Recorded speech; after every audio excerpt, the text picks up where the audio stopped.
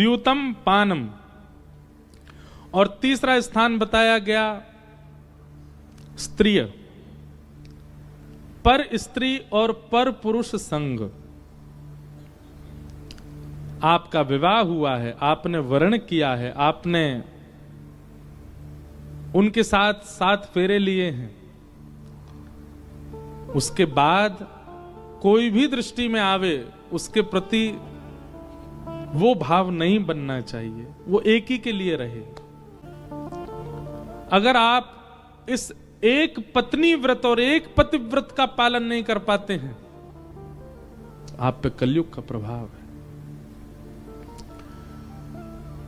इसलिए एक पत्नी व्रत और एक पति, ये सबसे बड़ा व्रत है संसार में।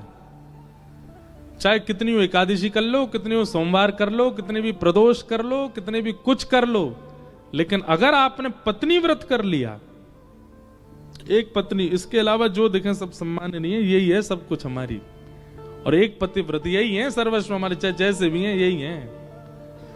ये व्रत यदि आपने कर लिया तो सारे व्रत आपके सामने नतमस्तक हैं। अब सोचो, इसमें भी एक भला आदमी मुझसे क्या बोला, महाराज जी ब्याह के बाद ही तो एक के संग रहना है, ब्याह से पहले जब तक ब्याह ना हो तब तक तो छूट है ना। मैंने कहा भाई बहुत ऊंचे लोग हैं संसार में।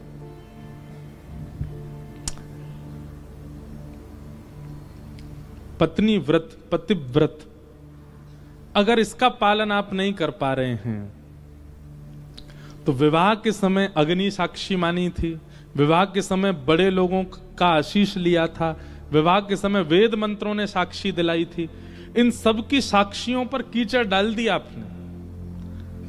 माता पिता के आशीष लेने का दुर्फल मिलेगा आपको अगर विवाह के बाद किसी के प्रति कुदृष्टि जाती है तो।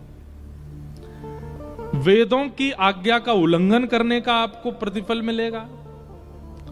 अग्नि साक्षी मान करके फेरे लिए थे, अग्नि का दंड मिले, कितने दंड मिलते हैं। इसलिए व्यक्ति को अब तो टिकते ही नहीं है, ब्याह हो ही नहीं रहे, हो ना तो मतलब रुके ही नहीं पा रहे हैं।